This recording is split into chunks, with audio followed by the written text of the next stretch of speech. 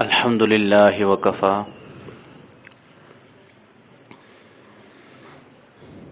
وسلام على عباده الذين اصطفى أما بعد فأعوذ بالله من الشيطان الرجيم بسم الله الرحمن الرحيم كل نفس ذائقة الموت سبحان ربك رب العزة عما يصفون وسلام على المرسلين والحمد لله رب العالمين اللهم صل على سيدنا محمد وعلى آل سيدنا محمد وبارك وسلم اللهم صل على سيدنا محمد وعلى آل سيدنا محمد وبارك وسلم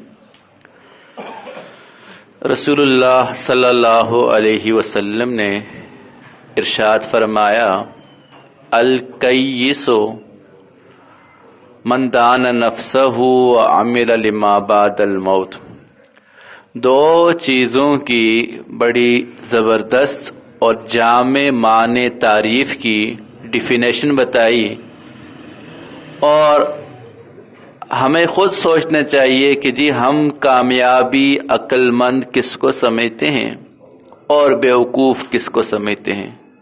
رسول اللہ صلی اللہ علیہ وسلم نے فرمایا الکیس، عقل مند کون ہے، سمجھدار کون ہے. دنیا میں ہم کہتے ہیں سمجھدار عقل مند وہ ہے جو بہت اچھا کما لے، جو بڑی کامیابی سے دھوکہ دے دے، ہم کہتے ہیں بڑا سمجھدار انسان ہے.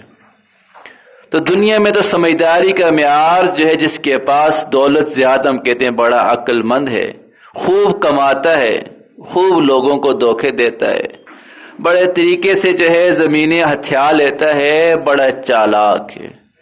اللہ کے نبی نے فرمایا الکیس، عقل مند کون ہے؟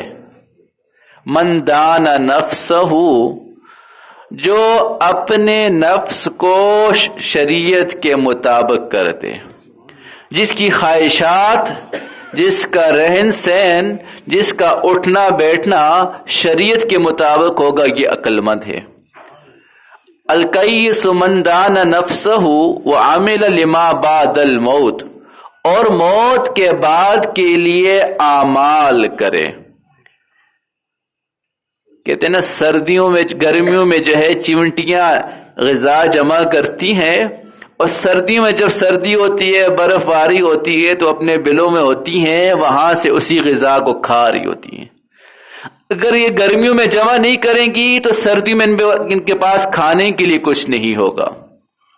تو عقل مند وہی ہے جو اپنے بعد والی زندگی کے لیے جمع کرے. ہماری بعد والی زندگیاں دو ہیں، ایک وہ جو ابھی ہم گزار رہے ہیں، اس کے بعد کچھ ہماری زندگی ہے، کسی کی 5 سال ہے، کسی کی 10 سال ہے، واللہ عالم کتنی زندگی ہے. تو کچھ لوگ تو اس سوچ میں ہیں کہ جی اسی کو اچھی کر لی جائے، بعد میں جو ہوتا ہے ہو جائے. یہ عقل مند نہیں ہے، یہ بہت جو ہے شارٹ پالیسی پہ چل رہا ہے. عقل مند وہ ہے جو اپنے فیوچر کو اچھا کر لے، ہمیشہ کی زندگی جہاں رہنا ہے اس کے لیے جو فکر کرے گا وہ عقل مند ہے. ہم میں سے ہر انسان کہتے جی میں فکر تو کر ہی رہا ہوں. نہیں، فکر جس کو لگ جاتی ہے وہ فکر اس کے اوپر سوار ہو جاتی ہے. الکیس من دان نفسہ وعمل لما بعد الموت. والعاجز، بیوقوف کون ہے؟ بیوقوف کون ہے؟ جس کو اردو اچھی طرح بولنی نہ آئے، جس کو جو ہے چالاکیاں نہ آئے. ہم کہتے ہیں یہ ہوشیار نہیں، یہ بیوقوف ہے. نہیں، اللہ کے نبی نے فرمایا بیوقوف وہ ہے من اتبع نفسہ ہواہا، اپنی جو ہے نفس کو خواہشات کے پیچھے لگا دے، جو خواہش چاہتی ہے اسی کو پورا کرے. خواہش ہے کہ آج نیند کر لوں، چلو سو جاتا ہوں، نماز چھوڑ دی. خواہش ہے کہ جی فلاں کام دیکھ لوں، دیکھنا شروع کر دیا. تو جو دل میں آیا وہ کرنا شروع کر دیا. فرمایا بیوقوف انسان ہے. والعاجز من اتبع نفسہ ہواہا وتمنى علی اللہ، اور اللہ پر بڑی امیدیں باندھے ہو جی اللہ غفور الرحیم ہے، اللہ کو تو ہماری نمازوں کی ضرورت کیا. فرمایا سب سے بڑا بیوقوف ہے، نماز چھوڑ کے کہتا ہے کہ اللہ غفور الرحیم ہے. بالکل اللہ غفور الرحیم ہے، لیکن اسی اللہ نے فرمایا کہ قیامت میں کچھ لوگوں سے پوچھا جائے گا ما سلککم فی سقر، تم جہنم میں کیوں جل رہے ہو؟ قالوا، کہیں گے لم نکو من المصلین، ہم نماز نہیں پڑھتے تھے. تو پتہ چلا اسی غفور الرحیم رب نے نماز چھوڑنے والے کو جہنم میں ڈالا ہے. تو اللہ غفور الرحیم ہے، ہم اپنی طرف سے اس کو منانے کی ساری کوششیں کر لیں، وہ غفور الرحیم ہے. اس کے حکم کو توڑیں، جس طرح وہ کہہ رہا ہے اس طرح نہ کریں. ہم کہیں جی اللہ غفور الرحیم ہے، فرمایا یہ بیوقوف انسان ہے. اللہ کو ہماری نمازوں کی ضرورت نہیں، بالکل ضرورت نہیں. اللہ کو ہماری ضرورت بھی نہیں ہے. ہم کس باغ کی مولی، اللہ کو ہماری ضرورت بھی نہیں ہے. وہ الصمد، بے نیاز ہے. اس اللہ نے ہمیں پیدا کر دیا، مسلمانوں کے گھر میں پیدا کر دیا، اسلام سے جو ہے متعارف کر دیا، تو اس کا شکر انسان ادا کرے. تو عقل مند انسان وہ ہے جو موت کی تیاری کرے. اب موت ہمارے جو ہے، آپ میں سے ہر بندہ خوب واقف ہے، موت دو طرح سے آتی ہے. ایک موت الارم دے کے آتی ہے، گھنٹیاں بجنا شروع ہو جاتی ہیں. مثلا کسی کو کینسر ہو جائے تو سب کا ذہن بن جاتا ہے کہ جی اب اس نے جانا ہے. تو کئی دفعہ یہ الارم بہت تیز الارم بج رہے ہوتے ہیں، اور یہ اس داڑھی میں سفید بال آ گئی، یہ بھی الارم بج رہا ہوتا ہے. آپ کہیں گے جی ہمیں آواز نہیں آتی، آواز آئے نہ آئے. کئی دفعہ ہم فجر کے لیے الارم لگاتے ہیں، لوگ اٹھتے نہیں ہیں اس پہ، الارم کی آواز سے بھی نہیں اٹھتے، لیکن الارم بجتا ضرور ہے. آپ ٹائم سیٹ کر لیں، وہ بجے کا ضرور، ہم سنیں یا نہ سنیں، ہم اس الارم پہ آنکھ کھولیں یا نہ کھولیں، اس الارم نے بجنا ہے. تو یہ انسان کی زندگی میں کئی دفعہ موت آنے سے پہلے الارم دیتی ہے. داڑھی میں سفید بال آ گئے، یہ الارم بج رہا ہے. اب وقت کم ہے، 40 سال کی عمر ہو گئی، الارم بجنا شروع ہو جاتا ہے. ہاں تھوڑا کم بجے گا لیکن بجنا شروع ہو جائے گا. انسان کے جو دوست احباب تھے، علماء نے لکھا جب ان کی فوتگی کی خبریں آنا شروع ہو جائیں گی، میرا آج فلاں دوست فوت ہو گیا، میرا فلاں دوست ہو گیا، میرے ساتھ کالج میں پڑھتا تھا، میرے ساتھ یونیورسٹی میں پڑھتا تھا، میرے ساتھ آفس میں کام کرتا تھا، وہ فوت ہو گیا، تو سمجھو کہ جو ہے ترتیب شروع ہو گئی. ہم اس بارڈر لائن پہ آگے، اب جو ہے فلائی کرنے کا وقت آ گیا. اس کی مثال علماء نے یوں لکھی ہے کہ کسی جو ہے ایئرپورٹ پہ انسان اپنا بورڈنگ پاس لے کے بیٹھا ہو، بس اعلان ہوتا ہے کہ جی فلائٹ پی کے فلاں جو ہے وہ آ جائیں، تو کچھ پیسنجر اٹھ کے چلے جاتے ہیں. تھوڑی دیر بعد کسی اور فلائٹ کا اعلان ہوتا ہے، وہ چلے جاتے ہیں. بالآخر تو 4 گھنٹوں کے اندر اس کی فلائٹ کا اعلان بھی ہو ہی جاتا ہے. بورڈنگ ہو گئی تو فلائٹ کا اعلان ہوتا ہی ہے. تو ہم میں سے ہر انسان کی بورڈنگ ہو گئی ہے، بس کسی نے پہلے جانا ہے، کسی نے بعد میں جانا ہے. تو کئی دفعہ موت الارم دے کے آتی ہے. ایسے ہارٹ اٹیک شروع ہو گئے تو یہ الارم بجنا شروع ہو گئے. بیماریاں شروع ہو گئی، الارم بجنا شروع ہو گئے. آنکھوں نے کام کرنا چھوڑ دیا، یہ الارم بج رہے ہیں. جسم نے ساتھ دینا چھوڑ دیا، الارم بج رہے ہیں. تو موت کئی دفعہ الارم دے کے آتی ہے، اور کئی دفعہ موت جو ہے بغیر الارم کے آتی ہے. کوئی پتہ نہیں ہوتا. سارے کہتے ہیں بھئی کل تو میری اس سے بات ہوئی تھی، کیسے فوت ہو گیا. تو ہم یہ سمجھتے ہیں کہ نہیں، موت کے لیے کوئی لمبا پروسیس ہوگا تو اس کے بعد مرے گا. نہیں، صبح جاتا ہے، شام کو گھر آتا ہے تو وہ چل کے نہیں آتا، چارپائی آتی ہے، لاش آتی ہے. سارے کہتے ہیں جی صبح تو ہم سے مل کر گیا تھا. تو موت کئی دفعہ بغیر الارم کے آتی ہے. ہم اس امید پہ بیٹھے ہوتے ہیں کہ الارم بجے گا تو موت آئے گی، اور اچانک سب سے لوگ باتیں کر رہے ہوتے ہیں، محفل میں بیٹھے ہوتے ہیں، اور موت آ جاتی ہے. تو موت کئی دفعہ الارم دے کے آتی ہے، کئی دفعہ بغیر الارم کے آتی ہے. اب ایک سوال یہ ہے کہ جی ہم دنیا میں آئے کیوں؟ ایک آسان جملہ کئی دفعہ پہلے بھی کہا، ہم دنیا میں اچھی زندگی جینے کے لیے نہیں آئے. ہمارے پاس گاڑی اچھی ہو، بنگلہ اچھا ہو، جائیدادیں اچھی ہوں، عہدہ اچھا ہو، واللہ یہ زندگی جینے کے لیے نہیں آئے. ہم اس دنیا میں کامیاب موت مرنے کے لیے آئے ہیں. جس کی موت اچھی ہو گئی سمجھو وہ کامیاب. فمن زحزح عن النار وادخل الجنة فقد فاز. جس کو جہنم سے چھٹکارے کا پروانہ مل گیا، جنت کی NOC مل گئی، فقد فاز، یہ کامیاب ہو گیا. اور ساری زندگی حدیث مبارکہ میں آتا ہے، بخاری کی روایت ہے، قیامت میں جہنم میں وہ بندہ جس نے دنیا میں ایک برابر تکلیف کبھی نہیں دیکھی ہوگی، اتنی سی بھی تکلیف نہیں دیکھی ہوگی قیامت میں دنیا میں، اس کو جب جہنم میں غوطہ دیا جائے گا، پوچھا جائے گا دنیا میں کبھی تو نے کوئی خیر دیکھی تھی؟ کہے گا اللہ کی قسم میں نے کبھی کوئی خیر نہیں دیکھی. وہ ایک جھلکی دنیا کی ساری آسائشوں کو بلا دے گی. اور جس نے دنیا میں ہمیشہ پریشان رہا، قرضوں میں، مرضوں میں، فاقوں میں، جب جنت میں جائے گا ایک غوطہ نہر میں کھائے گا، اس سے پوچھا جائے گا تو نے دنیا میں کبھی کوئی پریشانیاں دیکھی تھی؟ کہ اللہ کی قسم کبھی کوئی پریشانی نہیں دیکھی. وہ آخرت کا ایک لمحہ دنیا کی ساری پریشانیوں کو بلا دے گا. تو ہم تو دنیا میں یہ زندگی تھوڑی جینے آئے ہیں کہ ہمارا گھر اچھا ہو. ہم تو اس لیے آئے ہیں کہ ہمارا وہ گھر اچھا ہو. ہم تو اس لیے آئے تھے ہمارا رب ہم سے راضی ہو جائے. وَاعْبُدْ رَبَّكَ حَتَّى يَأْتِيَكَ الْيَقِينُ. مرتے دم تک رب کو راضی کرنے کے لیے ہم آئے تھے. تو ہم دنیا میں اچھی زندگی نہیں بلکہ اچھی موت مرنے آئے ہیں. ایک واقعہ جو ہے ہمارے حضرت ایک سناتے ہیں، کراچی میں ایک تاجر تھا اور پراپرٹی کا کام کرتا تھا.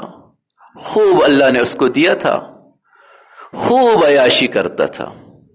کہتے ہیں میری عمر 60 سال ہو گئی، نیکی کیا ہے بدی کیا ہے مجھے کچھ پتہ نہیں تھا. جب 60 سال کی عمر میں پہنچا تو میری والدہ فوت ہو گئی. کہتے ہیں جب میری والدہ فوت ہوئی تو میں حیران ہو گیا کہ یہ کیا، میری والدہ کیوں فوت ہوئی؟ اور مزید یہ کہ جب والدہ کو دفن کرنے کی باری آئی تو لوگوں نے کہا کہ جی بیٹے جو ہے وہ قبر میں اترے، ماں کو وہ اتارے. کہہ رہے میں زندگی میں پہلی دفعہ قبر میں اترا تو میں نے قبر کو دیکھا، یہ تو چھوٹی سی جگہ، نہ کوئی لائٹیں ہیں وہاں پہ، نہ کوئی ایسی ہے. تو میں حیران ہو گیا کہ یار کل کو مجھے بھی یہاں آنا ہے. خیر والدہ کو دفن کیا لیکن غم میرے اوپر سوار ہو گیا، یہ کیا. تو ایک عالم صاحب سے ملاقات ہوئی تو انہوں نے ان سے میں نے کہا کہ جی مجھے تو یہ غم ہے اور میں نے بھی کل یہاں آنا ہے، تو یہاں تو کچھ پیسے جتنے بھی میں نے کمائے ہیں وہ تو وہیں چھوڑنے پڑیں گے، یہاں میں کیا لے کے آؤں گا؟ کہا یہاں تو آپ اعمال لے کے آئیں گے. کہا مجھے تو پتہ ہی نہیں ہے اعمال کیا ہوتے ہیں، نیکی کیا ہے اور بدی کیا ہے مجھے تو پتہ ہی نہیں ہے، میں تو ہر جو میرا دل چاہتا ہے کرتا ہوں. کہ اچھا آپ ایک کام کریں، اپنے ساتھ کسی عالم کو رکھ لیں جاب پر، جو آپ کو بتاتا رہے کہ یہ کام کریں اور یہ کام سے رک جائیں. وہ بندہ اپنی اس نیت میں اتنا سچا تھا، اس نے واقعی ایک عالم کو ہائر کر لیا. وہ عالم جس طرح کہتا اس طرح کرتا، حتیٰ کہ جو اس کی بلڈنگ تھی، آفس تھا، اس میں بیسمنٹ میں اس نے مسجد بھی بنا دی کہ جی یہاں نماز بھی ہوگی. نماز کے ٹائم جو ہے جب بھی نماز ہوتی تو یہ نماز بھی پڑھتا. ایک دن سارے بورڈ آف ڈائریکٹر بلائے تھے، ان کی میٹنگ ہو رہی تھی، تو اتنے میں جو ہے عصر کی اذان کی وقت ہو گیا. اس نے سب کو کہا کہ ابھی رکو، پہلے نماز پڑھیں گے پھر اور کریں گے. بیسمنٹ میں آ گیا تو وہاں مؤذن کو کہا کہ بھائی اذان میں دینا چاہتا ہوں. تو یہ مالک تھا، اس نے کہا جی آپ اذان دے دیں.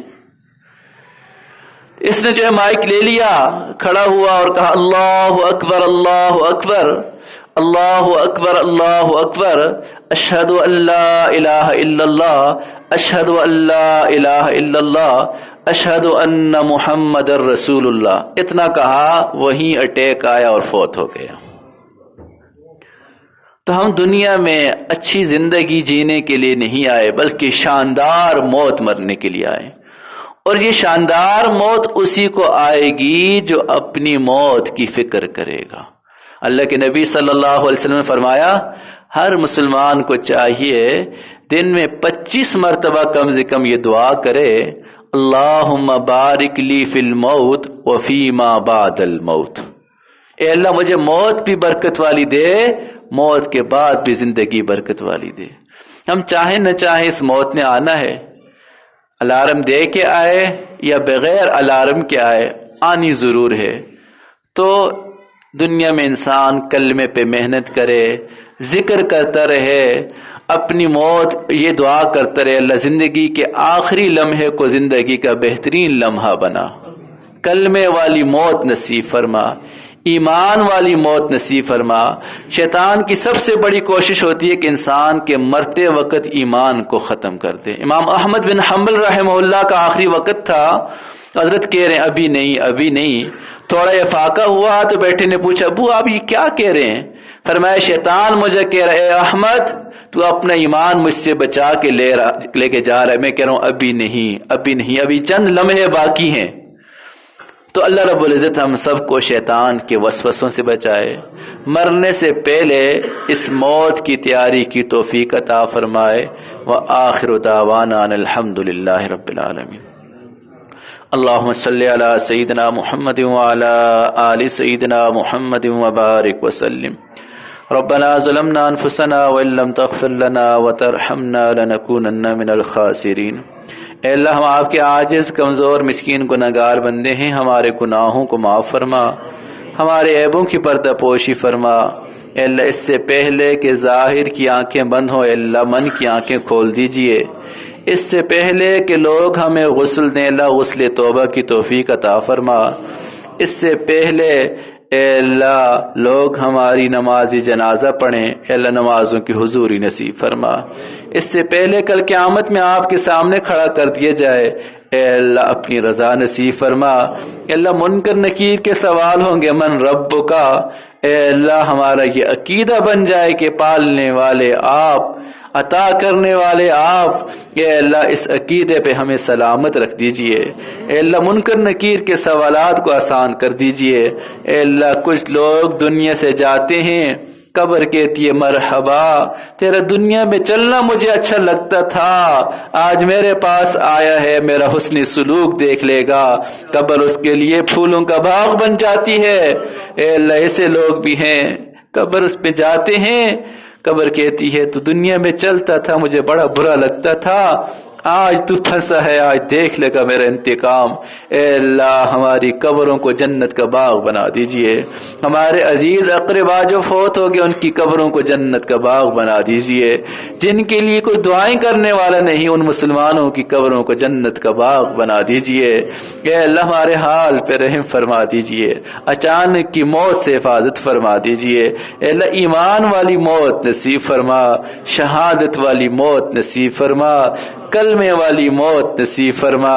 اے اللہ آنے والی زندگی کو گزری ہوئی زندگی سے بہتر بنا، زندگی کے آخری ایام کو زندگی کے بہترین ایام بنا۔ اے اللہ کمزور ہیں، ایسا نہ ہو کہ آخری لمحے آپ کی نافرمانی کر بیٹھیں، خاتمہ خراب ہو جائے۔ اے اللہ برے انجام سے محفوظ فرما، اے اللہ برے انجام سے محفوظ فرما۔ ہر وہ عمل جو ہمارے خاتمے کو خراب کرے اس عمل سے ہماری حفاظت فرما، اس عمل سے ہمیں دور فرما۔ مولا کریم جتنے ساتھی بیٹھے ہم سب کو اپنی محبت نصیب فرما، اپنے رسول کی سچی محبت نصیب فرما۔ اے اللہ جب ہم قیامت میں آپ کے پاس آئیں، چھوٹا منہ بڑی بات، اللہ آپ ہمیں دیکھ کے مسکرائیں، ہم آپ کو دیکھ کے مسکرائیں۔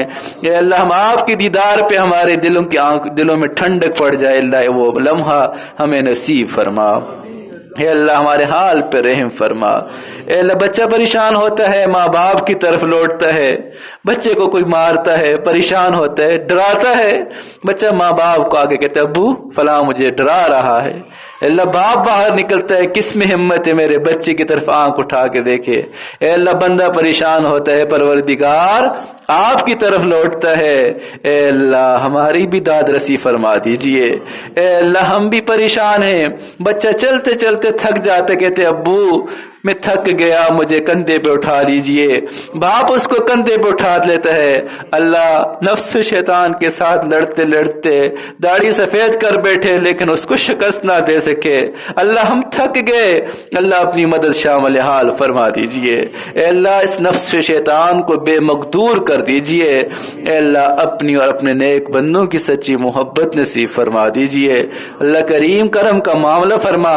माँ अपने बच्चे को नजासत में लिथड़ा देखती है, उससे नफरत नहीं करती, धो लेती है, सीने से लगा लेती है। ए अल्लाह हम भी नजासत में लिथड़े हुए हैं लेकिन सच्ची तौबा करते हैं, अल्लाह माफ फरमा दीजिए। ए अल्लाह माफ फरमा दीजिए। ए अल्लाह अपने दिल के दुख किसको बताएं, दिल के गम किसको बताएं, तू सुनता है फरियाद। ए अल्लाह हम सब की फरियाद रसी फरमा दीजिए। उठते हुए हाथों की लाज फरमा दीजिए, उठते हुए हाथों की लाज फरमा। व सल्लल्लाहु तआला अला खैर खल्किही मुहम्मद व आलिहि वसल्लम।